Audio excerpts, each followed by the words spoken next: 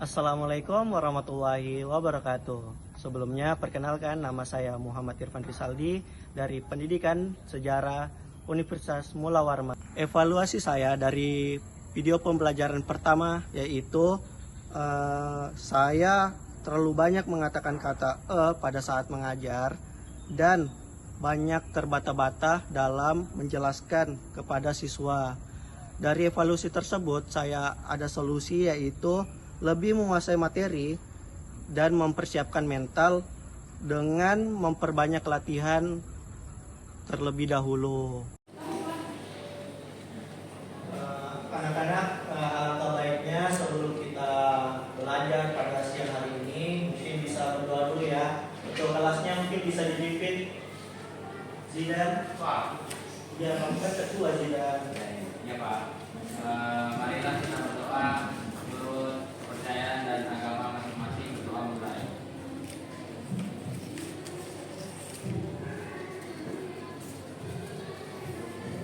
Selesai. Baik, Bapak buka dulu ya. Assalamualaikum warahmatullahi wabarakatuh. Waalaikumsalam warahmatullahi wabarakatuh. Dan selamat siang.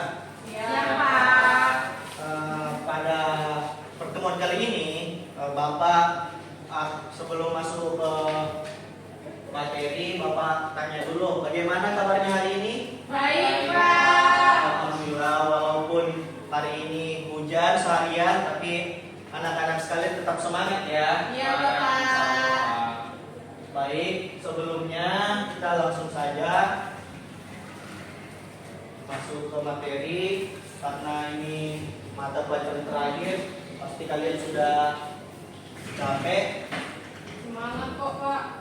Iya Kak. Iya. Baik, materi pada hari ini adalah latar belakang kedatangan bangsa Barat ke Indonesia, ke Nusantara. Sebelumnya Bapak mau tanya dulu nih, siapa tahu ada yang sudah tahu apa itu latar belakang kedatangan bangsa Barat ke Indonesia. Ada yang tahu nggak di sini apa saja menjadi latar poin kenapa bangsa Barat ini datang ke Nusantara? Bisa angkat tangannya mungkin? Saya Ya, Zidan, coba apa? latar belakangnya Pak. Iya. Runtuhnya kota Konstantinopel kepada Ottoman Pak. Betul. Yang lain ada yang mau tambahkan nggak? Ya coba. Persaingan menguasai komoditas rempah-rempah, Pak. Ya betul ya yang dikatakan oleh Nak Zidan dan Lila. Sebelum kita masuk materi, mungkin Bapak ada sedikit video nih pembelajaran. Diharapkan kalian bisa menyimak, dikarenakan nanti ada pertanyaan-pertanyaan yang Bapak kasihkan kepada kalian semua. Simak ya videonya. Iya, Bapak. Assalamualaikum.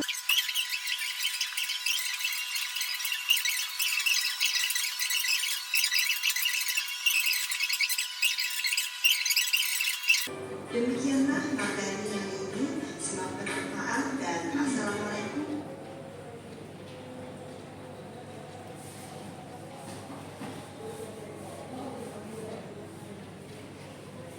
Baik, itu tadi video mengenai latar belakang kedatangan bangsa Barat ke Nusantara.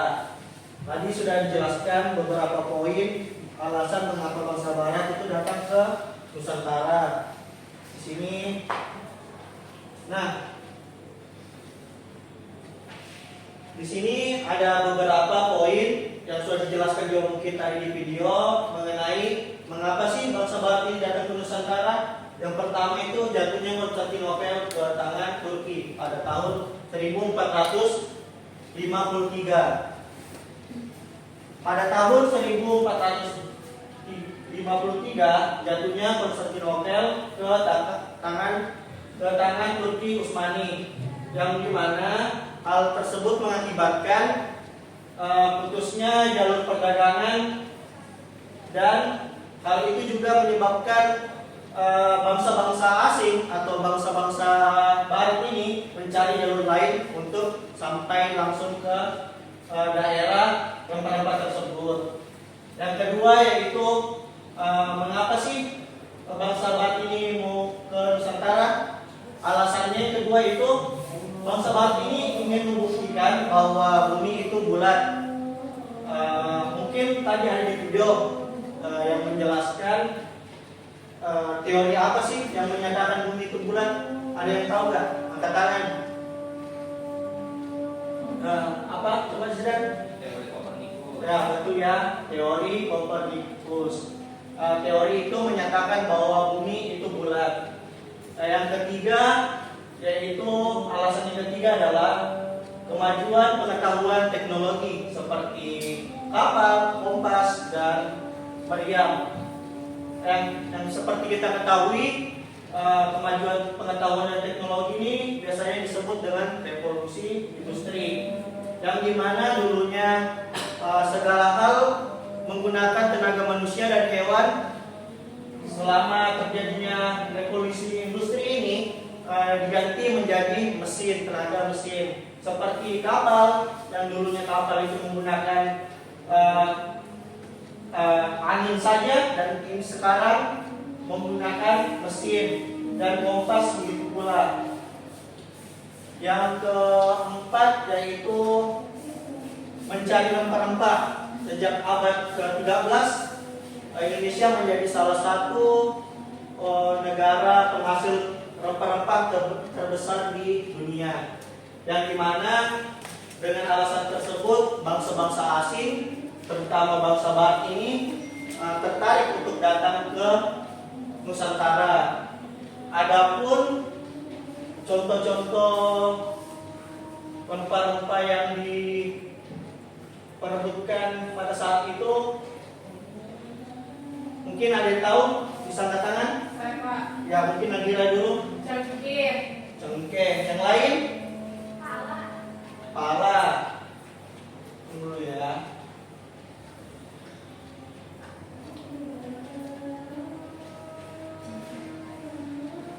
Yang lain? Yesi, apa Yesi? Kemiri. Satu lagi mungkin?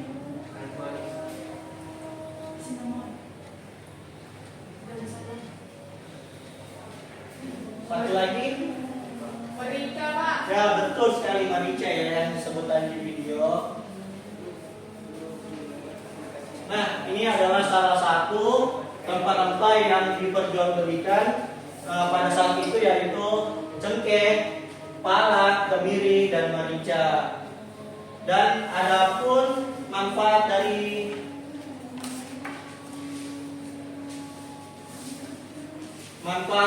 rempah-rempah tersebut tadi ada dijelaskan di video. Yang bisa coba maju ke depan, tulis. Siapa yang bisa? Saya Pak, saya. Ya, maju ya, tulis depan. Tadi kalau tidak salah ada 3 manfaat itu. Satu aja dulu, biar dibagi untuk teman-teman. Ya? Ya, manfaat rempah-rempah. Habis tadi, Nadira, siapa lagi mau maju? Ya, maju.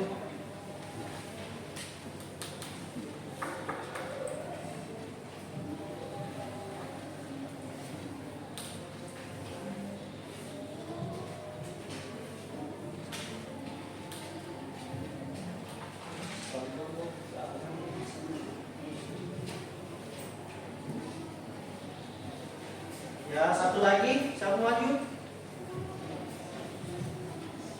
Ya, Yesi, satu lagi.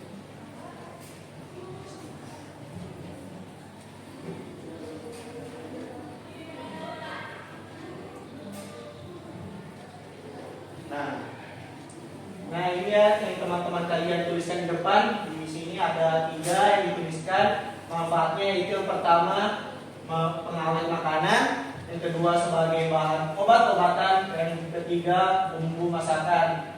Jawabannya benar semua ya. Tapi jawabannya tentang dulu buat teman yang maju.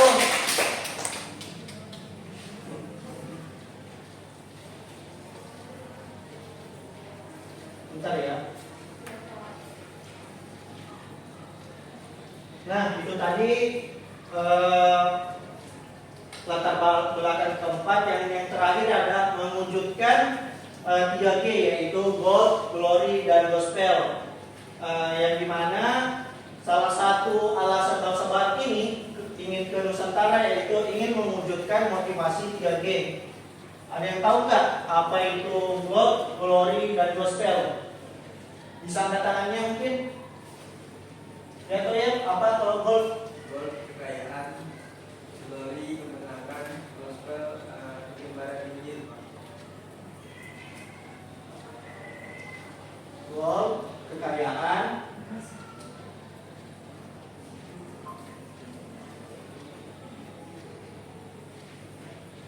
Glory glory, kemenangan. kemenangan atau kejayaan ya.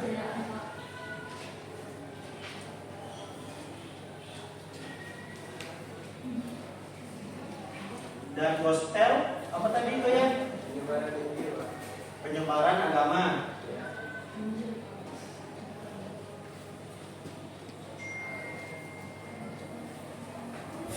Baik, yang tadi disebutkan Toyib ini benar semua ya. Tepuk tangan dulu buat Toyib. Di sini Bapak akan menjelaskan sedikit saja apa sih arti-arti dari ketiga tersebut ini. Yang pertama itu gold adalah kekayaan, yang dimana sebuah negara atau bangsa Barat ini memiliki kekayaan dengan cara membeli rempah-rempah di Nusantara ini dengan harga yang murah, lalu dia menjual dengan harga yang begitu mahal. Yang kedua yaitu kejayaan. Suatu bangsa atau negara dapat dikatakan mendapatkan masa kejayaannya apabila mereka bisa memenangi sebuah peperangan dan menguasainya. Dan yang ketiga yaitu penyebaran agama. Salah satu alasan bangsa Barat ini datang ke Nusantara yaitu ingin menyebarkan agama Nasrani ke Nusantara ini. Bukan hanya di Nusantara, bahkan di Asia, Afrika, dan Amerika Serikat. Baik, selanjutnya mungkin Bapak mau tanya lagi nih, ada berapa negara sih yang datang ke Nusantara pada saat itu? Ada 4 ya. Bisa disebutkan satu-satu? Inggris, Portugis, Spanyol, dan Belanda. Betul ya. Ada 4 negara yang datang ke Nusantara pada saat itu. Yang pertama ada Belanda, Portugis, Spanyol, dan Inggris. Selanjutnya di sini ada beberapa poin atau keterangan dari setiap negara. Yang pertama ada kedatangan bangsa Belanda ke Nusantara. Mungkin ada yang bisa bantu Bapak buat membacakan di depan. Ya Toyib. Kedatangan bangsa Belanda ke Nusantara. Kedatangan bangsa Belanda ke Nusantara dimulai pada abad ke-17 setelah berhasil merebut Malaka dari tangan Portugis pada tahun 1641. Belanda semakin memperluas keberadaannya di Nusantara dengan mendirikan Hindia Belanda. Pengaruh Belanda di Nusantara terus berkembang mencapai puncaknya pada abad ke-18. Hindia Belanda menjadi koloni penting bagi Belanda hingga abad ke-20 sebelum kemerdekaan Indonesia pada tahun 1945. Baik, terima kasih ya buat Toyib. Jadi di sini kedatangan bangsa Belanda ke Nusantara dimulai pada abad ke-17. Setelah mereka berhasil merebut Malaka dari tangan Portugis pada tahun 1641. Baik, selanjutnya di sini ada negara Portugis. Siapa yang ingin membacakan?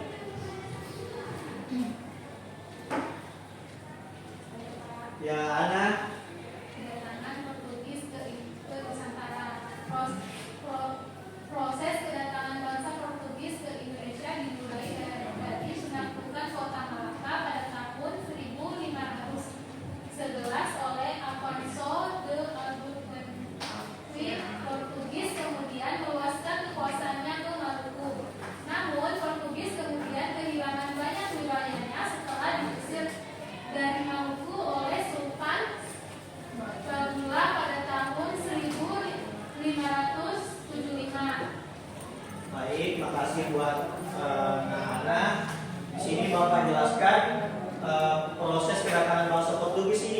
Nusantara dimulai dari menaklukkan kota Malaka pada tahun 1511 yang pada saat itu dipimpin oleh Alfonso de Albuquerque.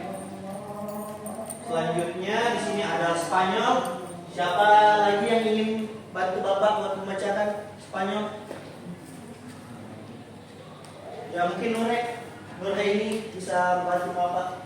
Kedatangan Spanyol ke Nusantara. Penjajahan Spanyol di Indonesia pertama kali dimulai pada 1521 ketika Spanyol berhasil memindahkan kakinya di tanah Tidore. Dipimpin oleh Kapten dan Colonel, kedatangan dari Spanyol ini pun memiliki tujuannya tersendiri. Mereka berkeinginan untuk mewujudkan semangat inti 3G ya, Eagle, Glory, Gospel. Baik, makasih ya buat Nur ini. Penjajahan Spanyol ini di Indonesia pertama kali dimulai pada tahun 1521, yang dimana ketika Spanyol itu berhasil memindahkan kakinya ke tanah Tidore, dan mereka juga berkeinginan untuk mewujudkan semangat mimpi 3G yaitu God, Glory, dan Gospel. Yang terakhir, kedatangan bangsa Barat Inggris ke Nusantara. Siapa yang ingin bacakan? Nadira bisa bantu Bapak. Kedatangan bangsa Inggris ke Nusantara pada abad ke-17 dan 18 terkait dengan upaya mereka untuk mengendalikan perdagangan rempah-rempah. Meskipun tidak sekuat pengaruh Belanda, Inggris memiliki kepentingan dalam mendominasi perdagangan di wilayah ini. Baik, makasih ya buat Nadira. Jadi di sini kedatangan bangsa Inggris ke Nusantara pada abad ke-17 atau ke abad ke-18 terkait dengan upaya mereka untuk mengendalikan perdagangan rempah-rempah. Baik, mungkin itu saja materi dari Bapak. Sebelumnya di sini Bapak akan mengasihkan kalian tugas. Tugasnya yaitu yang pertama, mungkin kalian bisa membentuk 4 kelompok yang masing-masing berisi 2 orang. Mungkin bisa berhitung saja, mungkin lebih cepatnya. Mungkin dari Ana mungkin berhitung sampai 4 ya. 1, 2, 3, 1, 3, 1, 4, 4 dan 1 ya. Ya mungkin di sini kelompok 1, 2, 3, 4.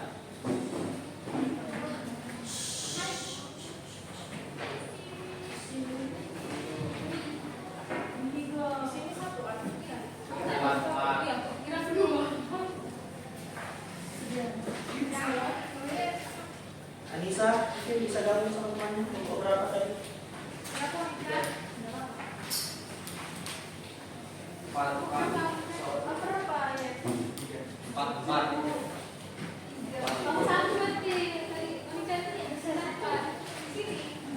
Sudah duduk sesuai dengan kelompoknya ya. Sudah Pak.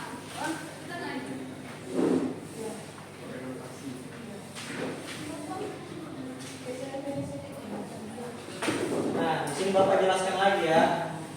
Tugasnya masing-masing kelompok memilih salah satu dari 4 negara tersebut. Nah, di sini mungkin buat lebih mudahnya Bapak saja ya yang pilihkan kalian. Mungkin kelompok 1 negara Belanda, bisa ditulis. Kelompok 2 Portugis, kelompok 3 Spanyol, dan kelompok 4 Inggris. Yang dimana tugasnya itu kalian ini mencari alasan mengapa bangsa tersebut datang ke Nusantara. Itu pertanyaan pertama. Yang kedua, siapakah yang memimpin rombongan tersebut untuk sampai ke Nusantara? Itu pertanyaan kedua. Dan pertanyaan yang terakhir, melalui rute mana saja negara tersebut untuk sampai ke Nusantara. Mungkin itu 3 pertanyaan. Tugas Bapak, mungkin Bapak kasihkan waktu kurang lebih 5 menit ya. Mungkin bisa ya, kerjakan 5 menit. Dimulai dari sekarang. Selamat mengerjakan. Iya Bapak. Mimpi mana Pak?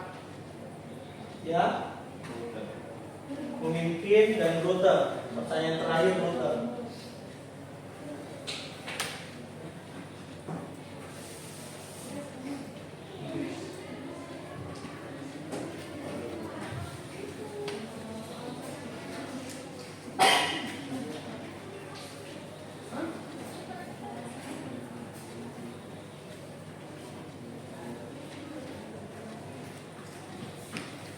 Ini kelompok Belanda ya.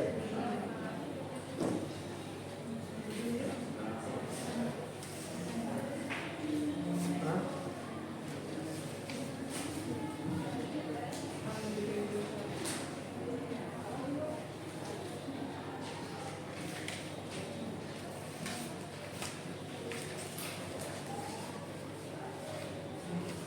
Ini kelompok Portugis ya.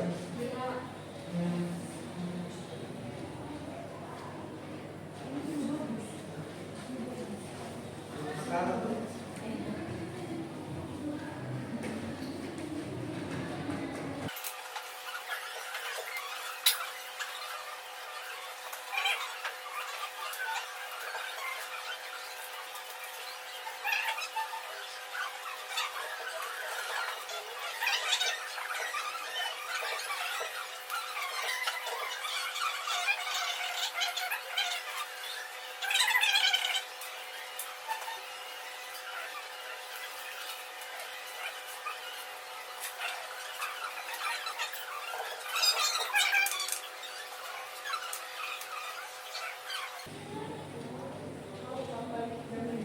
baik.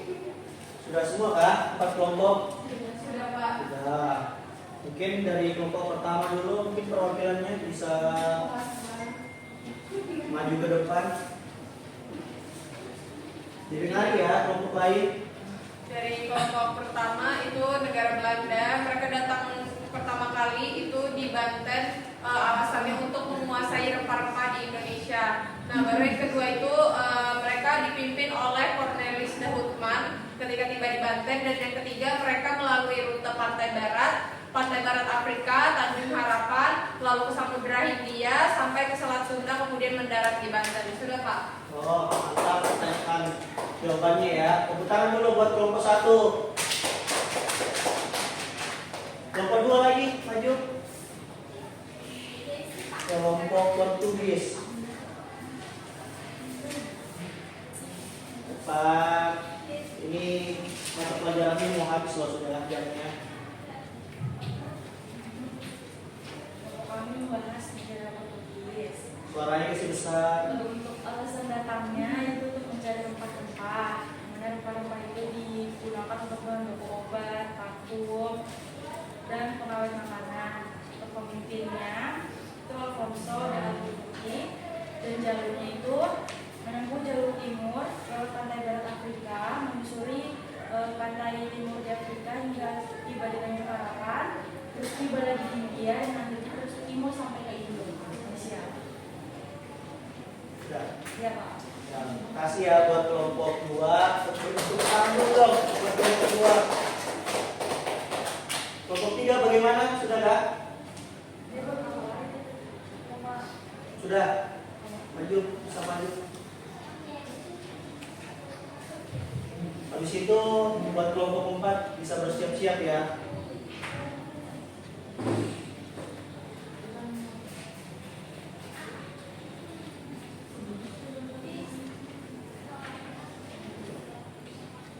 Baik,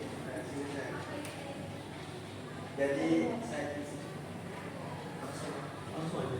kelompok Spanyol, jadi alasan mengapa Spanyol datang yaitu sama dengan negara-negara Eropa lainnya, yaitu mencari rempah-rempah. Kemudian jalur yang dilewati yaitu adalah melalui jalur timur. Mereka tembus dari Filipina kemudian sampai ke Maluku. Jadi itu saja. Terus yang pimpin siapa? Oh, yang pimpin Juan Sebastian Delano. Oh, makasih ya buat kelompok 3. Beri tepuk tangan lagi dong. Dan kelompok terakhir bisa maju perwakilannya. Pak. Inggris. Alasannya untuk usaha dagang rempah dan penawar Belanda yang memimpin pertama Francis Drake, gubernur jenderalnya Raffles, rutenya Atlantik, pantai timur Amerika Selatan, Selat Magellan, Pasifik, Filipina, baru sampai ke Maluku. Ya, makasih ya buat kelompok 4. Beri tepuk tangan lagi sekali dong buat kelompok 4. Nah, itu kan tugasnya sudah. Jadi mungkin karena jam mata pelajaran kita sudah mau habis, tadi Bapak sudah menjelaskan juga mengenai alasannya mengapa bangsa-bangsa tersebut masuk ke Nusantara. Tadi juga sudah kita menonton video-video pembelajaran mengenai latar belakang kedatangan bangsa-bangsa ke Nusantara. Jadi di sini Bapak ingin dari kalian apakah ada yang ingin menyimpulkan dari kalian? Bisa angkat tangan. Ya, Zidan. Simbolannya itu yang bangsa yang pertama dari Indonesia yaitu adalah Portugis, Spanyol, Inggris, dan Belanda. Dan juga mereka ada kesamaan dalam tujuannya yaitu mencari kekayaan dan rempah-rempah. Dan juga kalau Itu saja ya. Tapi pertanyaannya sudah mantap kok. Jadi tepuk tangan dulu buat Zidan yang sudah menyimpulkan pelajaran pada hari ini. Mungkin itu saja materi dari Bapak. Tadi kita buka dengan doa, mungkin kita bisa tutup lagi dengan berdoa. Zidan bisa pimpin lagi dong untuk teman-temannya. Silakan berdoa menurut kepercayaan agama masing-masing berdoa mulai.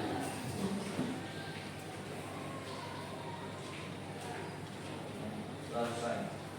Mungkin itu saja mata pelajaran dari Bapak. Saya Bapak akhiri. Assalamualaikum warahmatullahi wabarakatuh.